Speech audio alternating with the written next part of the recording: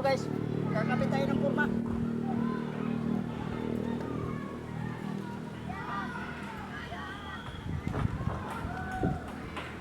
Yan guys. Guys, trabaho. Trabaho sa mga pobrehanon. Kinahanglan paki-share naman sa paki-like and share naman guys. Parang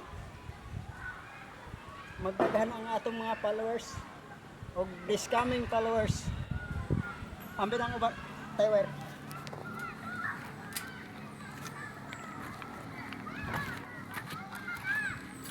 Ay na talaga. Ayun. Ito po, may pinutol na po siya na bibigyan na natin sa canvassing. Yan. No boss, ayan boss. Dito guys. Parang masarap yung ano.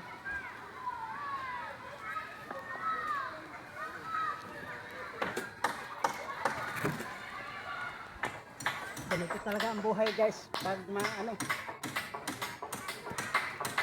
carpenters. Okay. Ito lalagyan natin ng forma mamaya. Inuna muna natin to yung ano pinaka kahoy pa pindulog.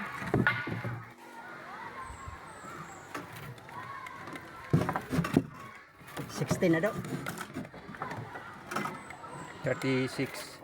Okay na?